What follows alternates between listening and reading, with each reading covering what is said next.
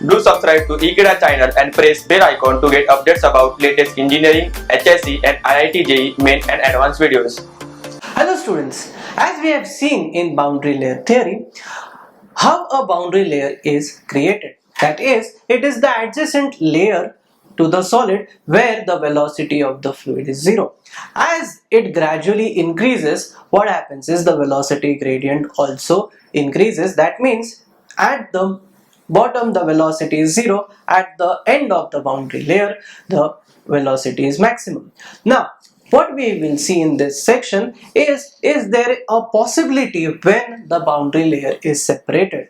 That means due to no slip condition, that is we have consider what is no slip condition, but there will be a possibility where the entire boundary layer has been shifted. So let us study that in detail. Boundary layer separation.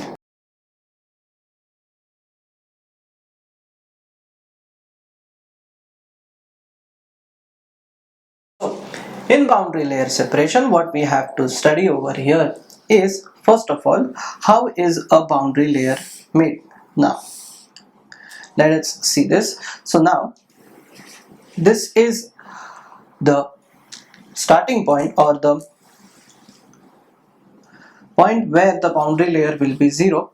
So from there will be this boundary layer. Now how a boundary layer is created? So this is a surface, a solid surface or a plate which is kept in a fluid which is moving at velocity u. So when it is moving at velocity u, this is the leading edge.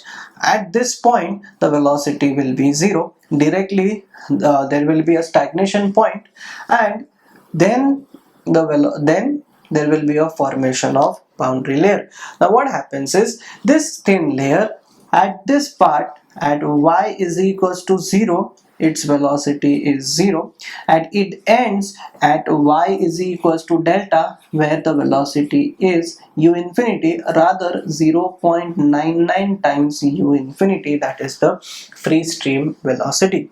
Now over here we have seen the velocity gradient is maximum in the boundary layer, so it is maximum in the boundary layer. Now as we go away from the leading edge, the boundary layer also increases. Now if there is this layer of the fluid which is just adjacent to the solid, there the velocity will be zero. But as it goes ahead, there will be the change in the velocity, that the velocity goes on increasing. But the increase in this energy, that is the increase in this velocity, is due to the coefficient of viscosity between the fluid.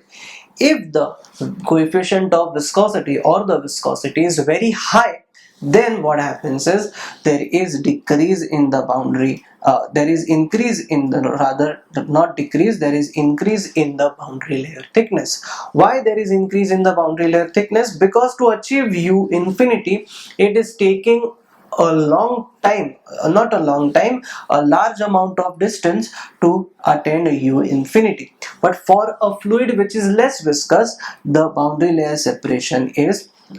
layer is very less. Now we have seen what is boundary layer over here.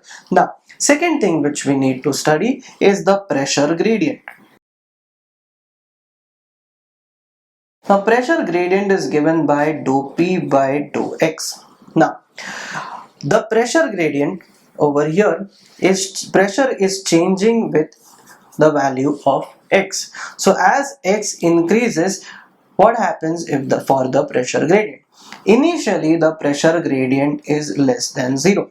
Now what do you mean over here it is less than 0?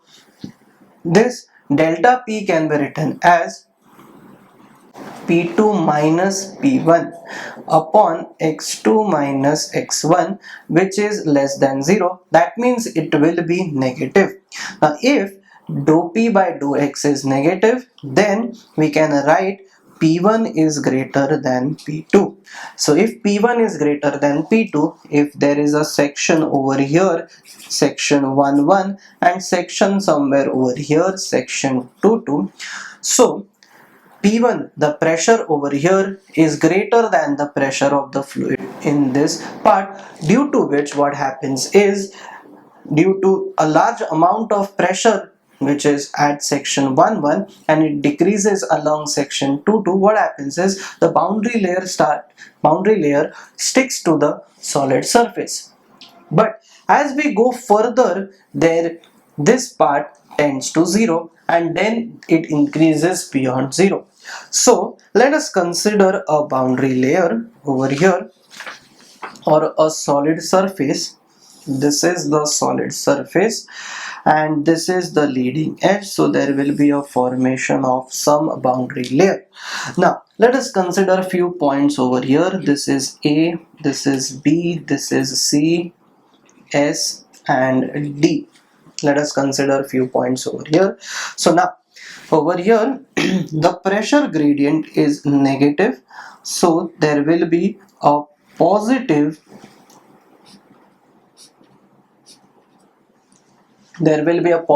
velocity gradient. Over here also, the till point C, the pressure gradient is positive. Now to understand this part, why the pressure gradient over here, the pressure gradient here is negative but the velocity gradient is positive. Now on this part, as it comes to this part, the pressure gradient becomes 0, and beyond this part the pressure gradient becomes negative.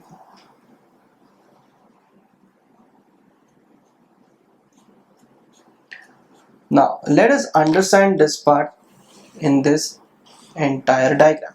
So now what happens over here, the pressure gradient is negative, that is dou P by dou X, the slope is negative. Here the slope is dou P by dou X is equals to 0, and here the slope is dou P by dou X, which is greater than 0. Now over here, this is the solid surface. Above the solid surface there will be a surface of the fluid, and then there will be a formation of a boundary layer. Now initially what happens is, this point the velocity will be 0, but as it goes ahead, what happens is it has to apply a large amount of frictional force in order to maintain the proximity.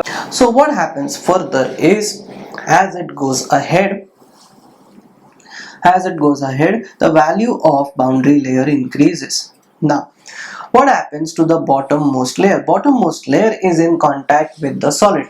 Once it is in contact with the solid does not allow this layer to flow.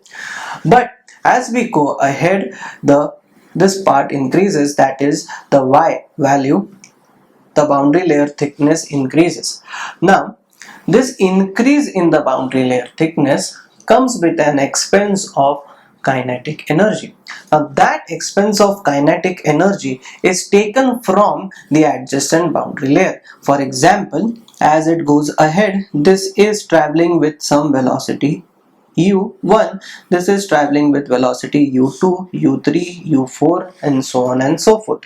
Now to end the boundary layer, it should attain the velocity u infinity, but as it goes ahead these layers keep on increasing, and what happens is the grip of this layer with the solid decreases, and there arises where the pressure gradient over here just becomes 0, and beyond that the pressure gradient, what happens is, becomes positive. Once the pressure gradient becomes positive, this bottommost layer of the fluid loses the contact with the solid because of the negative pressure gradient. Beyond that there will be a positive positive velocity gradient and there will be a negative velocity gradient over here, but a positive pressure gradient in this entire part. Now, apart from this, what we have to understand over here, that once it goes beyond point S, it is on the verge of boundary layer separation, and if we further increase the velocity, then go beyond point S, then there is boundary layer separation. Now during boundary layer separation, what happens is there may be two conditions. There will be a laminar sublayer or a turbulent sublayer depending upon the surface of this entire fluid, surface of this entire solid. So generally there will be a formation of laminar sublayer. After, it depends on the surface roughness. So now we have seen these entire graph. What we'll do over here, we'll evaluate when the boundary layer separation will occur. Now there are two conditions over here, that is pressure gradient,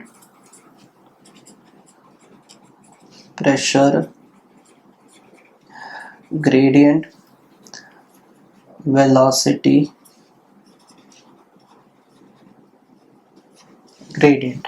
Now if the pressure gradient is positive, dou P by dou X is positive, then what happens is du by dy becomes negative. Now if this becomes negative, then boundary layer separation has occurred. Boundary layer separation has occurred. Now if dou P by dou X is equals to 0 and then dou U by dou X is equals to 0, it is on the verge of separation. It is on verge of separation.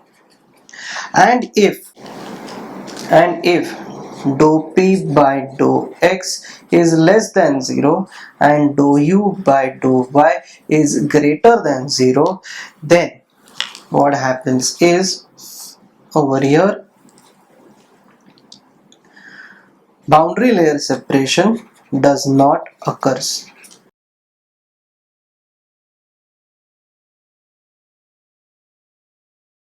Now why this is important to study? If the boundary layer separation has occurred, that means there is more of drag friction than skin friction. Skin friction is along the surface of that entire body, but drag friction, due to this negative pressure gradient, there will be some amount of wake or some amount of drag. Now that will decrease the velocity of the fluid, the velocity of the fluid or the velocity with which the body is flowing, because there is more amount of drag over here. Secondly, all the bodies which flow through a fluid are made aerodynamic or made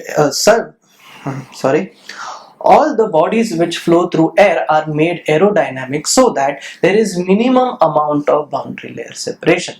Now what do you mean by minimum amount of boundary layer separation? That means from the start of the body to the end of the body. If this is the start of the body, this is the stagnation point, till the end of the body, there should be no boundary layer separation. If there is no boundary layer separation, that means the drag force induced by the tail will be 0. Now if the drag force is induced by the tail, that means the entire body is not aerodynamically designed. There is some boundary layer separation. Now generally the boundary layer separation occurs when a body is not aerodynamic, or what happens is if the body is a vertical body. So during this, the air will come in this direction and some air will flow away in this direction, and then there will be a formation of eddies over here, because the pressure on the left hand side, if consider P1, the pressure on the right hand side consider P2.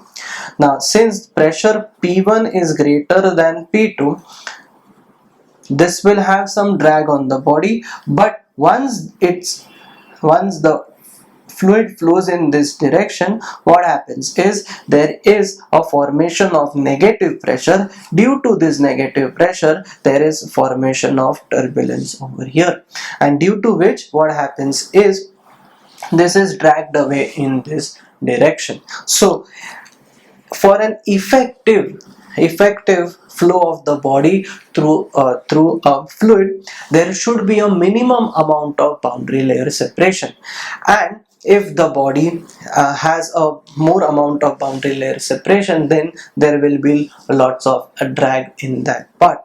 Now this boundary layer separation is applied in windmills as well as aeroplanes, as well as in fluids in design of automobile also. In mid 1920s, when automobiles were designed, they were made somewhat like this. So this was a typical automobile which was made in a rectangular part, but modern automobiles are made in this direction such that there is minimum amount of boundary layer separation. There is minimum amount of boundary layer separation on this entire surface. Now what happens due to minimum amount of boundary layer separation is the force induced by drag is very less, and when the force induced by drag is very less, there is a very small amount of drag friction, and there will be some skin friction, but the drag friction is very less. Due to the change in this entire design, the vehicle can travel at a very high velocities because there is less amount of drag. Another example we can take is a drop of water which is freely falling. Initially it will be spherical in shape. As it comes down, it attains a aerodynamic shape. Now once it attains a aerodynamic shape, this is typically a shape of water. Over here there is minimum amount of boundary layer separation.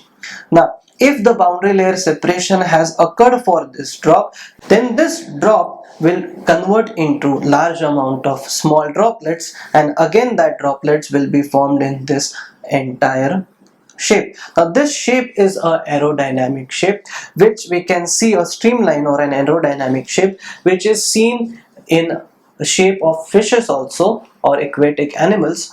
It is seen in the this is also experienced in birds. They have a beak which is designed aerodynamically. Why it is designed aerodynamically? It can cut through the various layers of the fluid without inducing a drag, as well as the skin friction is very small as possible. So I hope you have understood what is boundary layer separation and its application in real life, as well as what are the main factors responsible for boundary layer separation.